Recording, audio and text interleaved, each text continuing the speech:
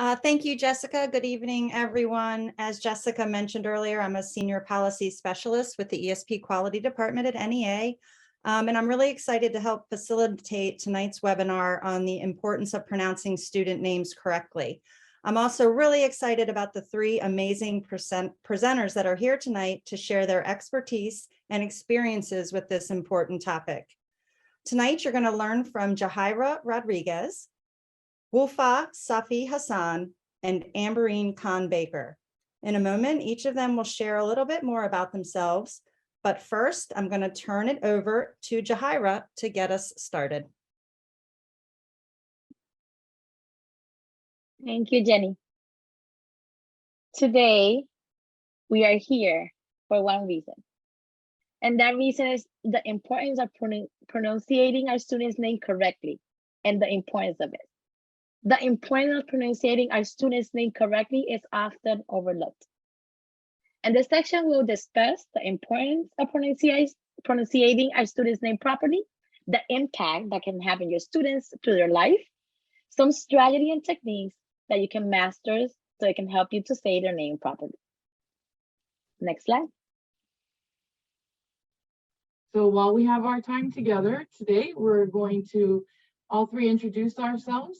We're going to talk about the why and how it affects our students, how it affected us, some of us growing up, and we'll take time to reflect and happy to answer any of your questions that you have at the end of the session.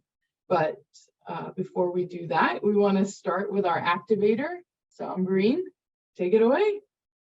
Hi, everyone. I'm going to share the activator in the chat box. And we wanted to first start off in welcoming into this space by just talking about our names and why our names are so important. So in the chat, if you can share your name, how to pronounce your name, if you are able to, and then an origin or a story behind your name, and whatever you'd like to share about your name. And so in a moment, Jahira, Wafa, and I are going to share about our names and just talking about our names. Like, these narratives are just so important because it links us to our family, our culture, and just who we are as individuals. So feel free to share that in the chat, as we talk about our names. And Jahira is going to start off with introducing herself and sharing a story with her name. Thank you, Amberine. So my name is Jahira Rodriguez. I'm a paraeducator in Massachusetts. And the reason that I was so excited to be part of this is because my name is often not said properly. I have heard Jahira or Jahira, and I'm like, no. And why I say it's important, because for me, when they say my name, it reminds me the effort that my mother put into putting my name. And it reminds me my family. It connects me with who I am, with my island from Puerto Rico. So that's why for me it's so important, not only that I help people to understand and to say my name correctly, but also put the same effort to say my students correctly. So I'm very excited to be here. Thank you. And let's go to our next slide. Good evening, everybody. My name is Wufa Safi Hassan, and I am this year very fortunate to be a fellow with teaching and policy at NEA. And I am normally an environmental science teacher and forensic science teacher for high schoolers. My name has a great meaning. It means faithful or loyal. And my last name means clear. So I'm clearly faithful. No, but my name has a meaning to it that I found a lot of times when I was going through school, when it's mispronounced in my language, it takes on a completely different meaning. And sometimes they're not the greatest meanings too. But I remember since day one, kindergarten, my name was not pronounced properly, and it kind of just stuck from there. And even today, when someone tries to say my name properly, I get taken aback. I'm so used to all of these years not having my name pronounced properly that when it is, it's just a pleasant surprise. It's wonderful. So let's send it to Amberine next. Good evening, everyone. So my name is Amberine Baker. It's also pronounced as Umbrine or Umber, as my family likes to call me. And I'm here at NEA. I work in teacher quality, and I was an English and special ed teacher for 14 years before I left the classroom. And so my name has a couple different meanings, but my dad selected my name because it's a really beautiful smell, a really beautiful musk. And so he came here in the 70s from Pakistan and Canada, and he was determined. He was like, I want my children to fit into American society. So he chose my name to be spelled as Amberine. And so although my family calls me Umbrine, Umber. But ironically, in kindergarten, my teacher could not pronounce my name Amberine. So she looked at me and she goes, I'm calling you Amber. And that name stuck with me all the way through 12th grade. And I realized at some point in 11th grade, when I had heard my brother, his name is Amir, but everyone called him Amir. And I was like, why are they calling you? They're not saying your name right. And he's like, I don't know. What am I gonna? I was like, you can correct them. You can start saying it's Amir. And then I realized I hated being called Amber, and I wanted to be called Amberine. And so luckily in college, I was off to a new start.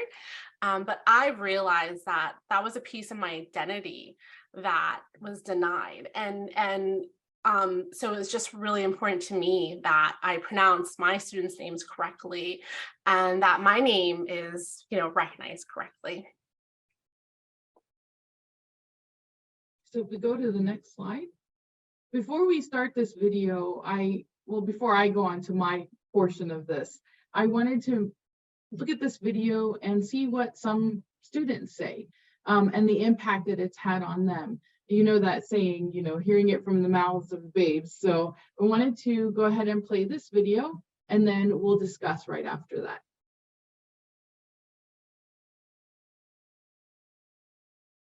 Can you first say your name? Tarika Roy. Ruhan? El Sadiq, I'm Sadiq. Yes, all the time. Yeah, actually quite a bit, especially in attendance and things like that. Teachers, even when taking attendance or something as simple as that, they do tend to mispronounce it quite a bit. Tarika, Tarika, all of the above. Rohan, Rahoon, Roman, Rowan, stuff like that. We've got a couple ways. We've got El Sadiq, El Sadiq, El Sadiq, and there's quite a few ways. A little bit frustrated. I guess I understand growing up with it always being like that. I kind of dread attendance or dread the first day of school. But I've kind of taken it as something that will always happen. It's honestly quite unfortunate, and it's I can't blame them because obviously it's not a very common name. Yeah, I haven't actually met another person with my name, but it's also a bit ouch. As much as it can be unique, it's not common. There's also when it's mispronounced, it sort of stings a bit. It kind of makes me. It feels a little weird because there's some very there's some names that teachers, you can tell they put more effort into trying to pronounce properly, whereas someone with me who's like a person of color and Indian, my name gets mispronounced and they don't bat an eye about it, which is just very interesting to me. It also makes me feel does it not matter how I feel about my name's pronounced? So I do tend to, or most of the time I just give my nickname, which is Elsa. Oh yeah, no, it's definitely scary because especially when it's an adult, because if it's a teacher that even if you don't have a strong connection with, it's especially difficult. Mispronouncing it is totally fine and it's okay and it's understandable. You have Indian people mispronouncing American names all the time. It's only the ignorance or the unwillingness to understand when I try and correct someone, and the unwillingness to try when people are oh, I'm just gonna call you what I want to call you, or just shorten my name to Tara. Tons of people have done that. No one does that to anyone else. No one does that to an American name, and I think that's where the issue is, not necessarily initially mispronouncing it. I understand that part. Thank you. So these are students. These are children. If we can go to the next slide, please. And if you can tell, they're kind of making excuses, but then talking about, you know, in the next sentence or two, how much it hurts or how much they would wish that someone would try instead of just kind of dismissing them. So what are some other takeaways that you had from the video? You can drop it into the chat.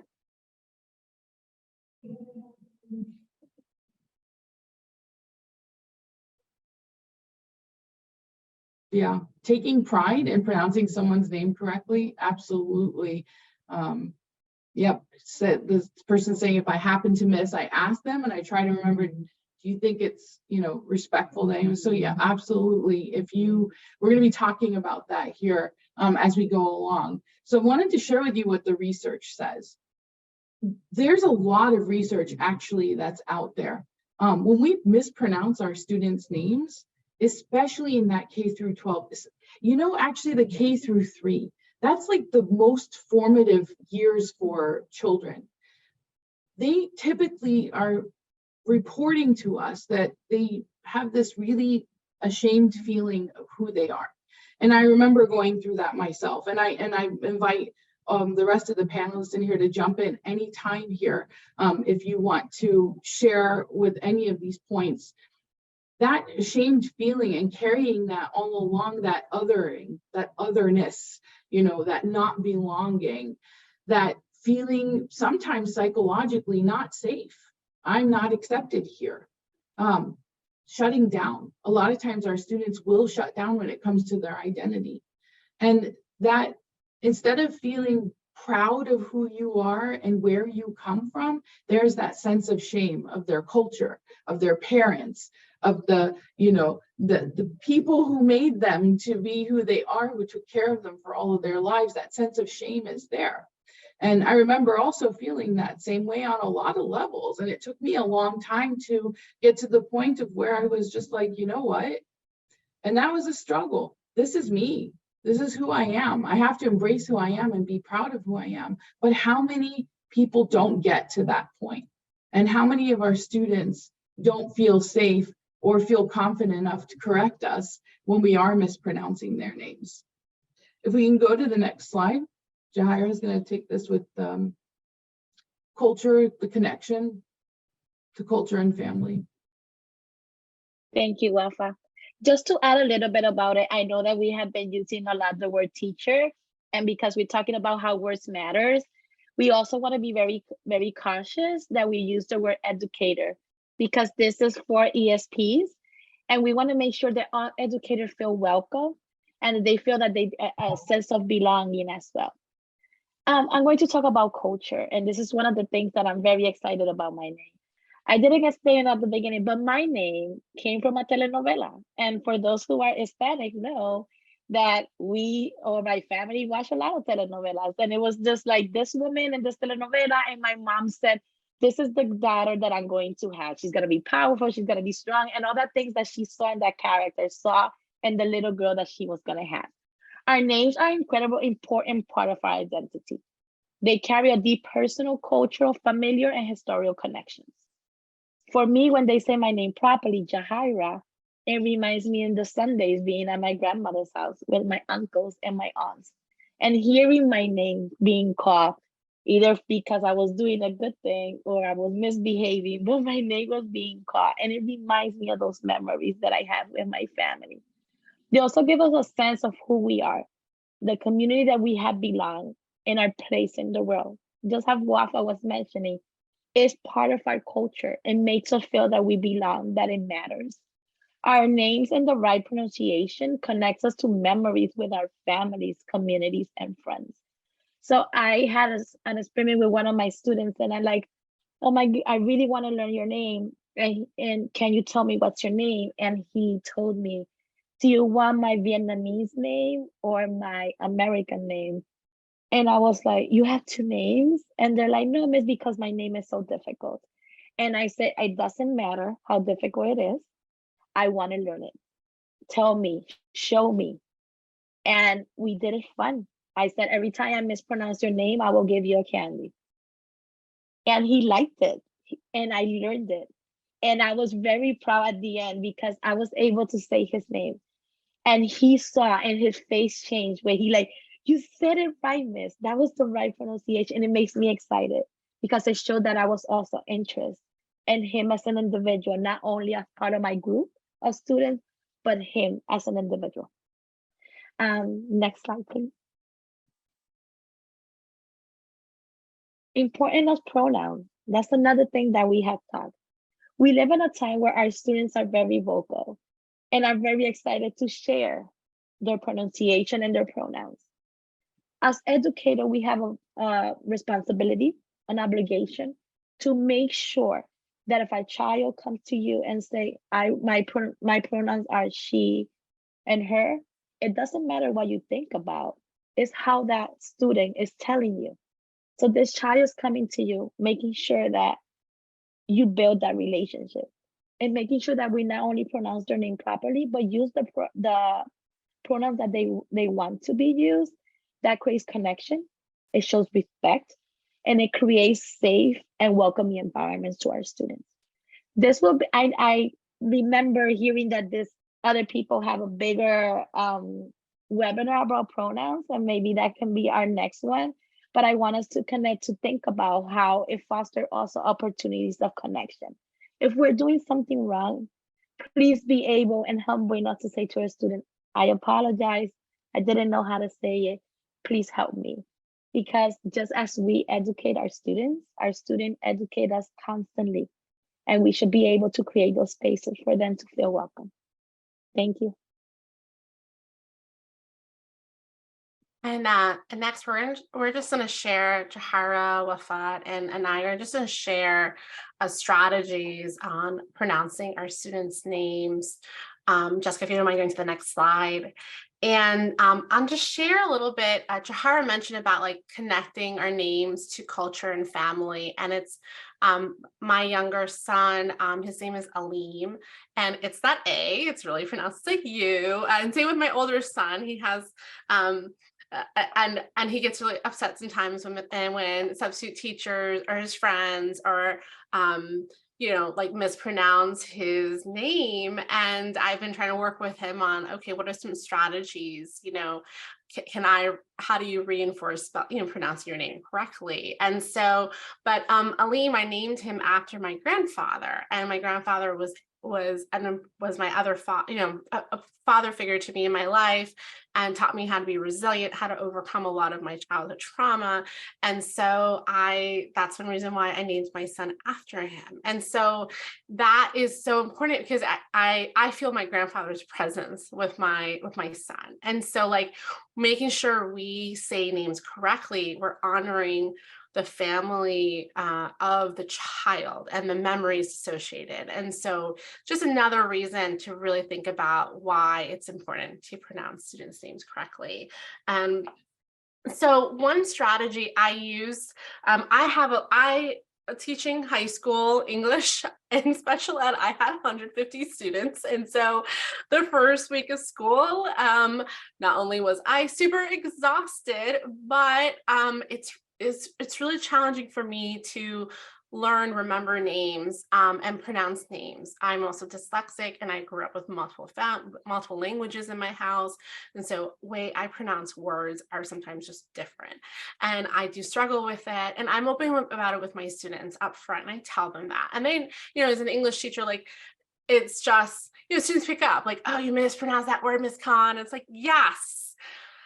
And you know, and we just have a conversation about it, and kids understand, like, and like Jahira mentioned, like, you just apologize and, you know, be open about it, and students do understand. And so one thing I try to do, I have a clipboard of all my students' names. I would try to have pictures if I could. So some years in the grade book, if pictures were loaded, I could print off seating charts with pictures, and that was really helpful. And so I can look at a picture of the student, and then I have their name right there, and I would try to get the pronunciation of the student's name. And so the first week of school, I really spent building relationships with students. And so I stood at my classroom door. I would have my clipboard. We would, you know, class might be a little bit late, but I would be remembering students' names, asking them for their name, pronouncing it. And during an activate or a warm up, I would go up and down the aisles with my clipboard and just stop and talk to students and ask them, tell me a little bit about your name. Like, is there something, what do you like about your name? If they don't have a memory with their name or why there was a reason, their name was given to them, and just talk to them about their name. And so just try to be really open. For me, it was easier to remember names and remember how to pronounce names when I can associate the name with a memory or an event. And so I can remember, oh yeah, so this student was named this way because of their parent was obsessed with this band. And so it helped me understand. And I can also then have a conversation with the family at parent conferences. And they're like, what? You know this information about my child? And so it's just about creating that welcoming environment with your students. So those are some of the strategies I use, and I would practice pronouncing students' names. At lunch, during class, I would literally, while they're doing something, I would be practicing their names in my mind. And I know this sounds a little bit crazy, but it just really helped me a lot. And it took me, investing that time really paid off, because I had several students, who their names were 10 syllables long, and they would be like, no, Miss Khan, don't even try. And I was like, no, that your name is important to me. I understand if you would like to be called by your nickname, but I still want to learn how to pronounce your name correctly. And just reinforcing that message that you are important to me and you belong here. That meant so much to my students. Wafat, Jahira, do you want to share any of your strategies? Yeah, other than what you had said, just kind of phonetically writing their name down and practicing it, one of the things that I did find, because YouTube is just becoming more and more vast, I even found my name and how to pronounce it properly. So that's one thing that you can do, is also find their name pronounced, and you can just play it there. And I don't know, some of your books that you have, like you have your student rosters, I know our bus drivers have this, they have the student rosters that are electronic too, but you have a little part there where you can push a button and it pronounces their name. So you can tape, your recording of you saying their name so that you can hear it over again. But every school's got a little bit of a different resource, but YouTube, for by far, has been one of those places where I could find a correct pronunciation. And it just means so much to the students to see that. I had a Korean student, she went by Hannah. And I said, that's not your name. We were speaking privately. And she started laughing. I said, I see a different name on the roster. How do I pronounce your name? And she just said, don't worry about it. Don't worry. Just like what Umberine was saying, oh, stop, don't worry about it.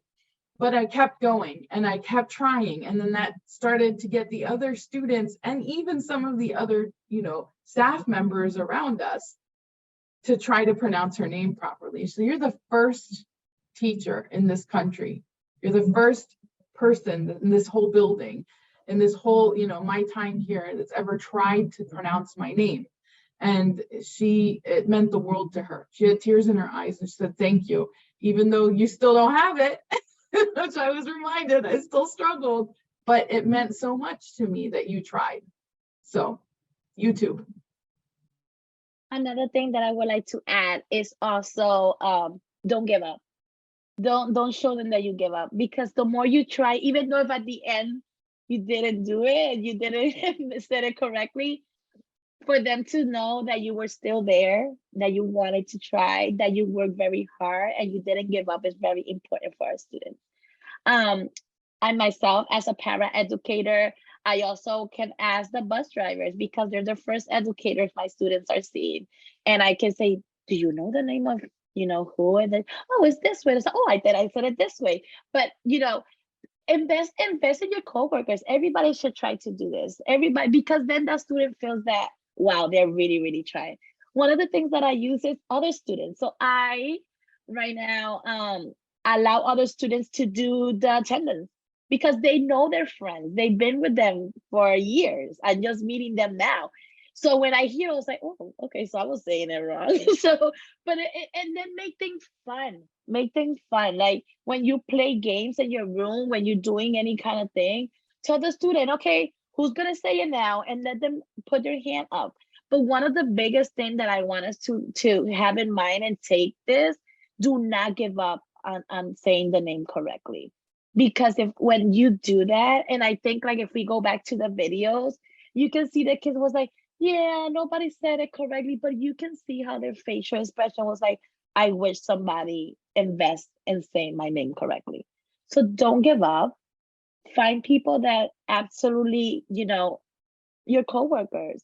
Make make something fun out of it. Like compete to know who's going to be the first person that's going to say it right.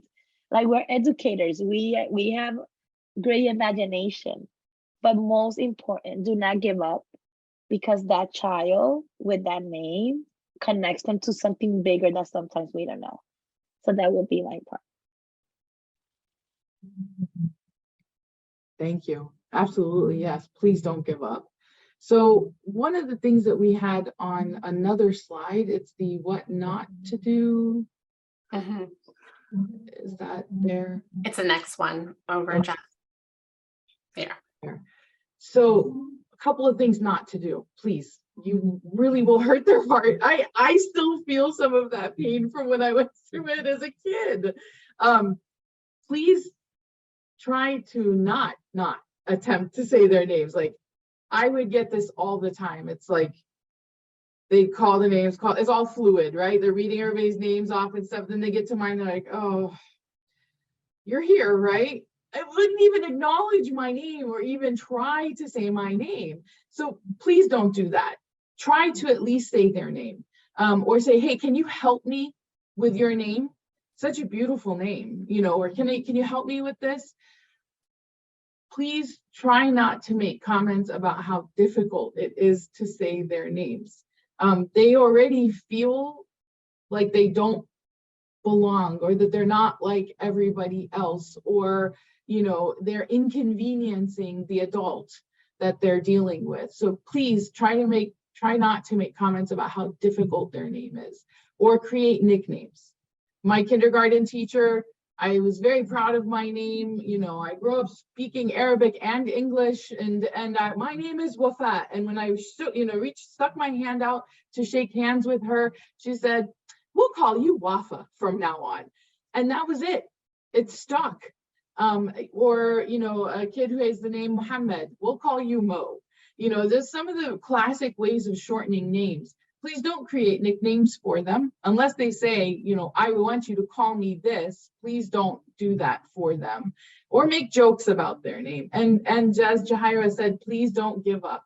Don't give up on trying to say their name. It truly means the world to them that you see them, that you know that they're there, and that they are that important to you that you are going to continue to try to say their name properly. Even if you don't get it right, they know that you are being sincere. And that to them means more than anything that you can imagine.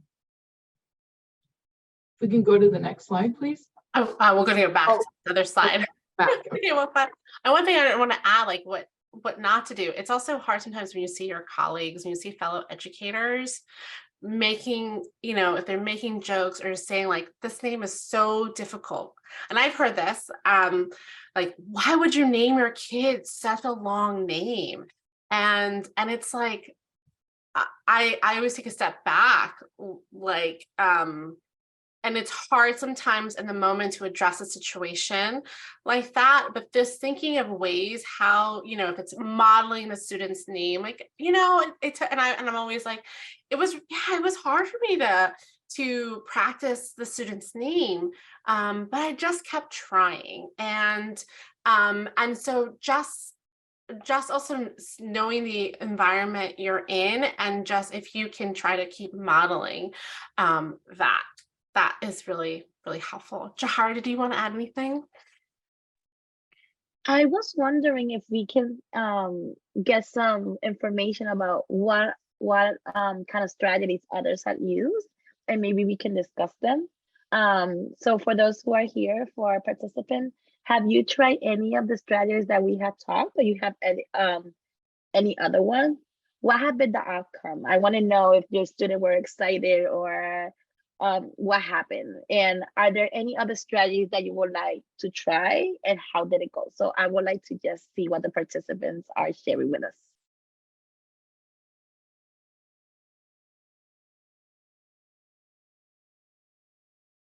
I see the one about Googling for pronunciations, making a note in your files. That's a great strategy.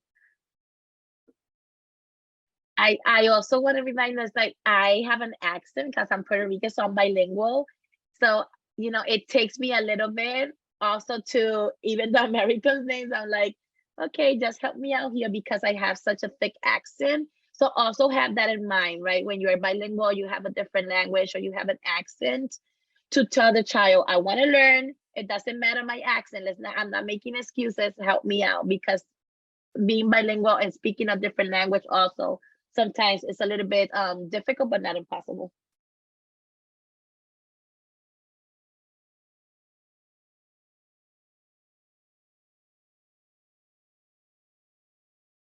I see in here, try again till I get it right. I love that. Let's see. And confirming it with them. Yep, pronouncing their name and confirming it with them. I like seeing like that first day of attendance with students Yes. have their names, and it's okay. It might not be tomorrow, might not be the first day of school, but you can start tomorrow and think about that, or next week, you know, just thinking about how you want to get to know your students' names.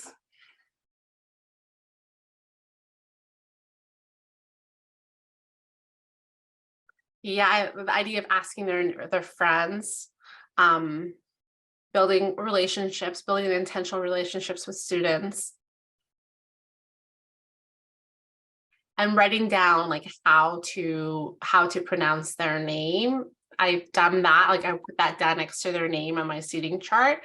And I also, when I'm absent, I actually leave those notes for you know, a substitute teacher, or whoever is covering, you know, my classes, so they have that list of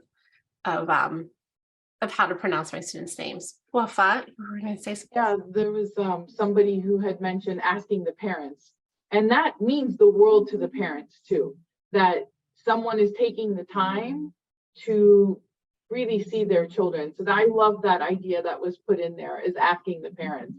That's what.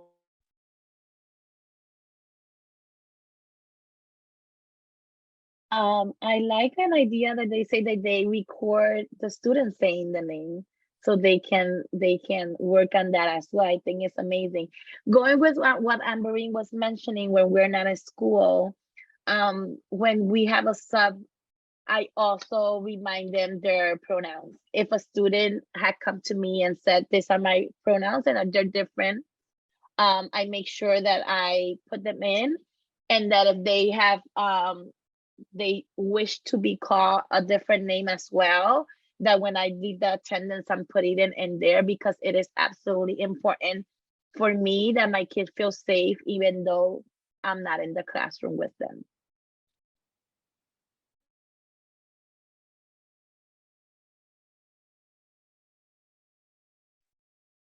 And I love seeing everybody like apologizing to our students. Like, that mean a lot for them. They see us vulnerable, they see us as human. These are very good ideas.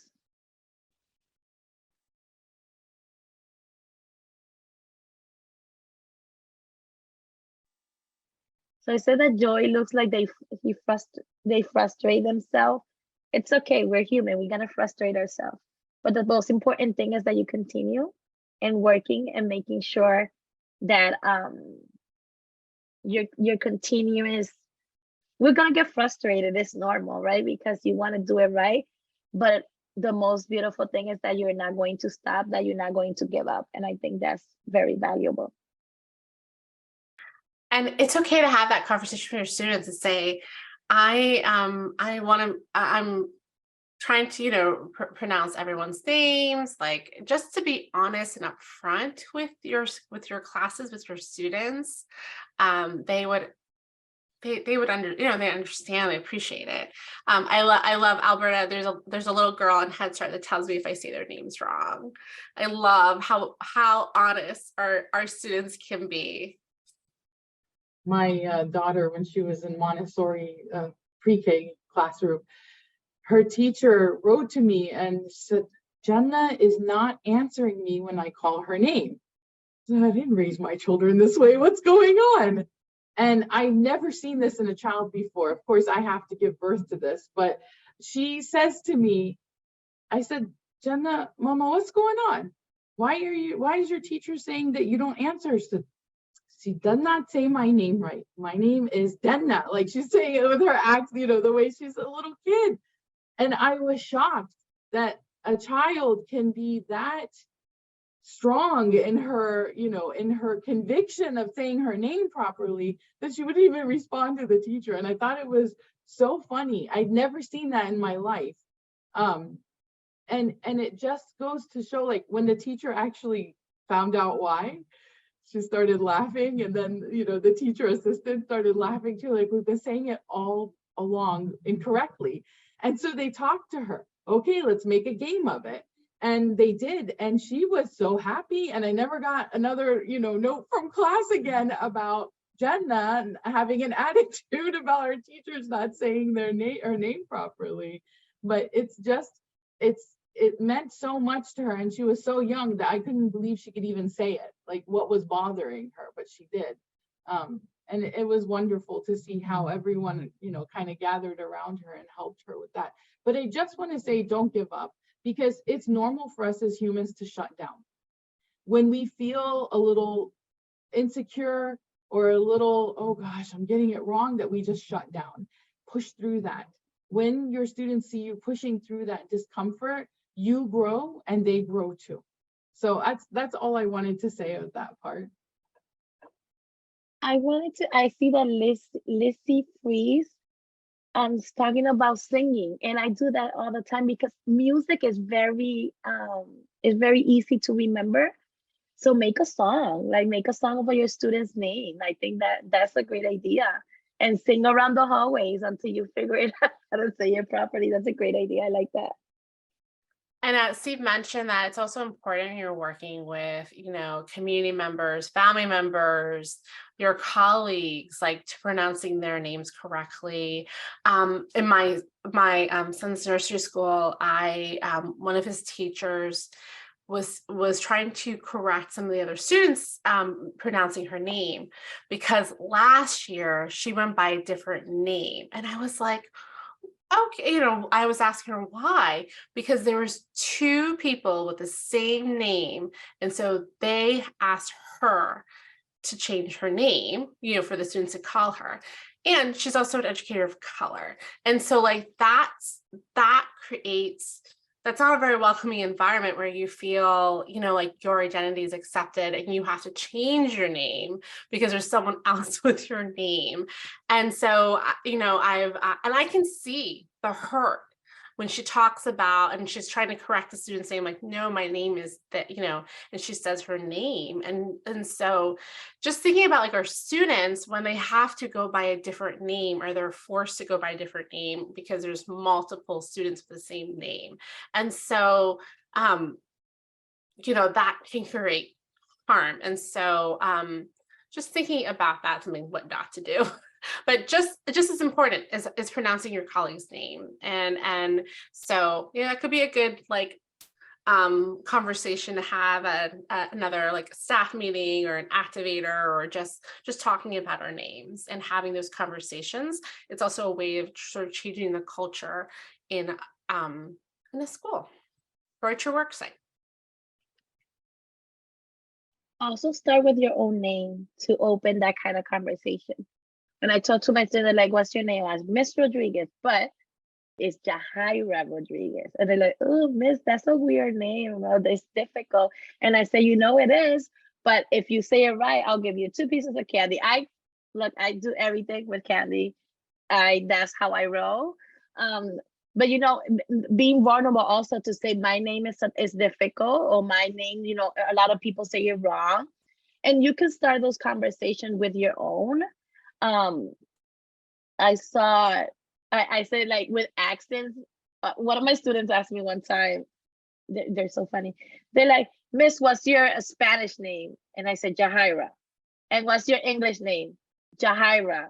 And they're like, but it's the same. I was like, yeah, and if you go to China, it's Jahira. And if you go to another, it's Jahira. It's Jahira. It's my name, right? So those are other stuff that the kids also like. They're just funny. But make things fun also. Don't make it like you're suffering in the process of trying to do their name, because these kids are very intelligent and they can feel that also as well.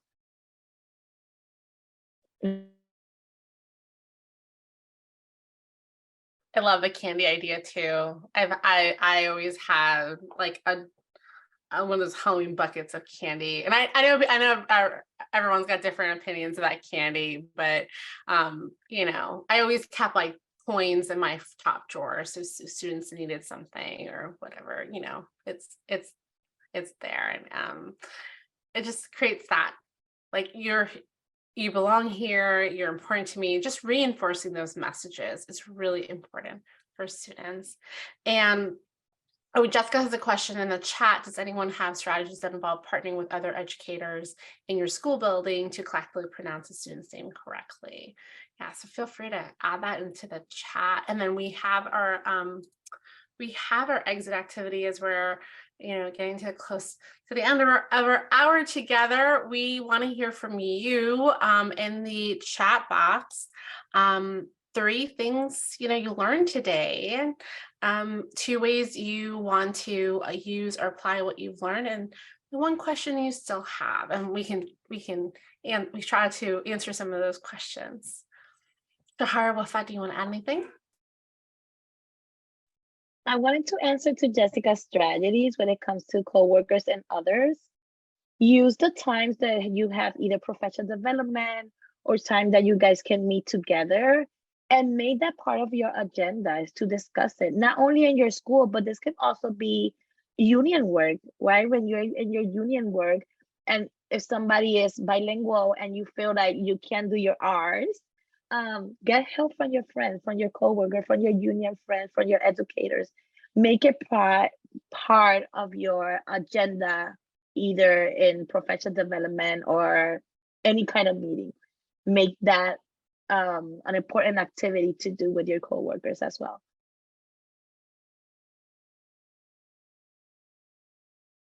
Jess had a comment in there about asking the teacher from the year before, I believe.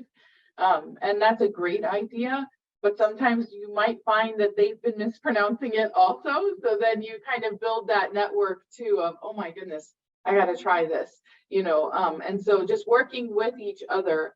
And a lot of times students, it's kind of strange, like some students will feel more comfortable being open about their name with one staff member than versus another. And that's where our collegiality comes in and working together, because they will be so pleasantly surprised when they see that we're all working on this, you know, behind the scenes, because they're that important to us.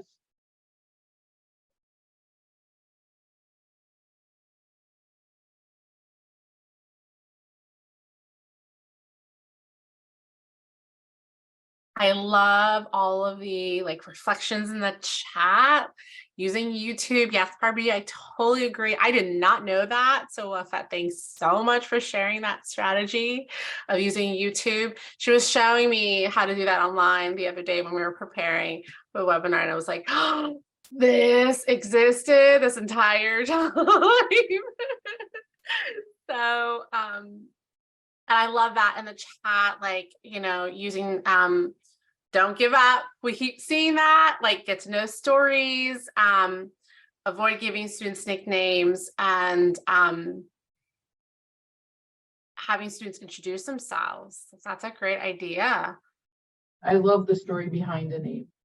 When you know that, then you know, you could, I had one student, she said, my name means heavenly daughter, I believe it was, or something like that. And I said, one time when I was just stumbling, because you have to memorize 150 names as a high school teacher, you know, and it's even worse for a lot of our staff members, our assistant teachers. They have all of these other names to memorize too. But I said, heavenly daughter, and she just started laughing because I remembered that story.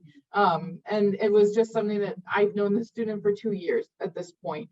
And I don't know how I stumbled, but knowing their story is just so nice, because then it just draws that deeper connection. There's some amazing things here that you all are putting on here, these great strategies. Thank you for sharing.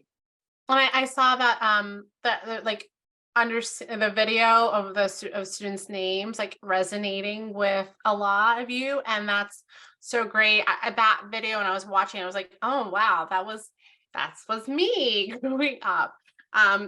Being forced to take a different name my entire K-12 experience, and having to reclaim my name again. But I didn't realize how much it actually influenced like my self-esteem, and how I thought I just didn't belong in the classroom. And then also being a student of color, just those layers. And so I'm just glad, like, and as you're learning students' names and or pronouncing their names, like getting to know their stories, you may uncover some of the trauma that they've experienced around other people not pronouncing their names. And so, you know, just keeping that in mind. So, and there was a question we thought about using YouTube. So you just type in a name, right? And then the pronunciation would, do you want to talk a little bit about that? Yeah, so one of the things that, and my name is relatively difficult for people just to pronounce. And so if you type in the name and you play it, a lot of times you'll just keep saying the name and repeating it over and over again. I found with one of my Korean students that it wasn't exactly correct, because there's 2 ways to pronounce the name depending on, you know, where they were from. And so I had asked her, I said, is it this one or is it this one? And she, you know, gave me said it's this one. So find it, you know, and then ask them, is this correct? If you're not sure, like if you don't remember that is how they pronounced it, just ask them. Just that alone also has such a huge impact on the student. I see a question from Monica, and if I can answer very quick. Monica, sometimes we do want to help our coworkers, and to do the pronunciation. So if they're not listening, inspire your student to directly say, certain educators say my name right, and I would like for you to try it, right? Like sometimes we have to give the power to the child to rename, just as Anne-Marie was mentioning, to get their name back, to rename their name, and to feel comfortable being able to go to the educator or to any adult and say, hi, I'm sorry, you're saying my name wrong. This is how my name is being is corrected pronunciation. So you can do that. Yeah, and I saw Claire's comment about, and I wonder still about students who insist on nicknames or American names, and sometimes they just don't want that attention from you about their name, and that's a reason. It's easier in some ways to just be like, yeah, my name is Amber. Just say Amber. It's just easier than me spending time on saying like how to pronounce my name and working with, and it's also more attention drawn to you in the classroom, especially if you are uncomfortable in the classroom, and you just don't want that attention onto you. Because I've had those comments where like, your name is so difficult to pronounce. Like, why don't you have an easier name? And just the whole feeling, and Wafa would allude to this, like of being othered. And so just, yeah, being careful of that boundary.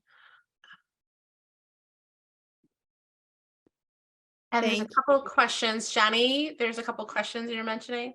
Yep. Before I get to the questions, I just wanted to share some resources with you. There's several NEA resources listed there, including resources around pronouns, which I know we couldn't dive deep into tonight, but they're listed there. And then there's some external resources as well. The name mispronunciations YouTube video that's there, that's the video that was shown earlier. And then also there's some really wonderful resources from the Santa Clara County Office of Education, My Name, My Identity. That's a campaign through the Office of Education in partnership with the National Association for Bilingual Education. They have an educator toolkit. You can take a pledge. There's an online course and a bunch of other really awesome resources. And then another really good informative article by Psychology Today. So you will be able to download a resources handout that includes all of these resources at the end of the webinar. And that resource handout also includes our presenters' information as well. Jessica, you can go to the next slide. So I now want to just take a quick second to thank, well, actually, I'm going to do some Q&A first, and then I'm going to thank our presenters because they're not quite done yet. But so the first question that we have, oh, it looks like they were answered. One, okay, hang on, hold on, please. The question we have is, when a student pronounces a name with an accent, do you have any other strategies for mastering the name with the proper accent?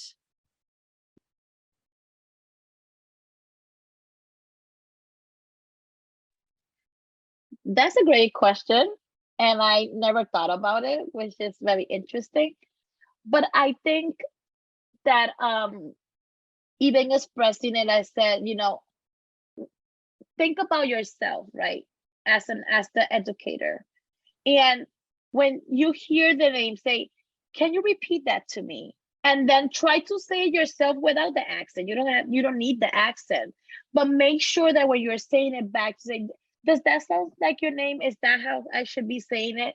I know that accents sometimes are difficult because it sounds our name very different when we just say it with an accent, but that should not change the way it's pronounced correctly. So just ask again, can you say that again to me? Because we do have the capacity to divide the accent with the name. We do have that capacity. Thank you, Jahira. And I don't know if anyone can see the Q&A answer, but Wufa answered this question, and I'll let you, if you could do it live in just a sec. The question is, when you meet a new student with a name you need to learn, is it generally okay to tell them if you think it's beautiful or to otherwise compliment the name? I often say to kids, great name. I'm curious about that.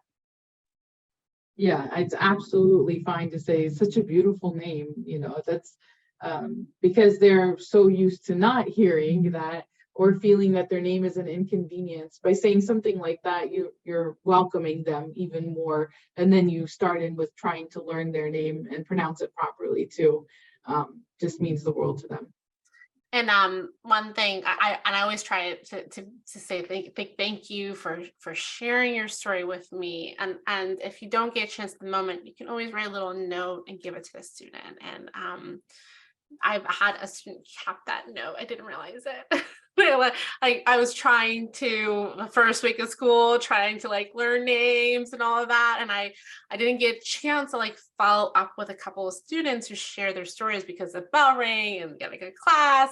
So I wrote a little note and just expressing gratitude. And so the student kept it for a few years. I don't know what happened after high school, but you know, like that was really precious. So like, yes, like, please, like, you know, just expressing just gratitude. I think that's, and being authentic in how you do that.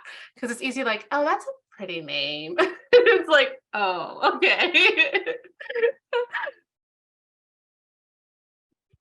Thank you. At this time, I don't see any other questions. So I want to take a moment to thank Jahira, Wufa, and Amberine tonight for their time and expertise on such an important topic. I'm excited to do more work with you all and around, for ESPs on this topic moving forward, but I really appreciate you joining tonight and sharing your experiences and expertise. To request a general session-specific certificate of completion as a participant of recorded sessions, please send your request by emailing espqweb@nea.org. All requests must include the session title and the on-screen certificate of completion code. Session certificates will not be provided if your viewer code is not included in the email request. Note, due to limitations in our ability to track attendance after live sessions, requests for personalized certificates will only be provided for participants of live webinars whose attendance can be verified. The certificate received for viewing recorded sessions will be session specific, but will not include personalized names.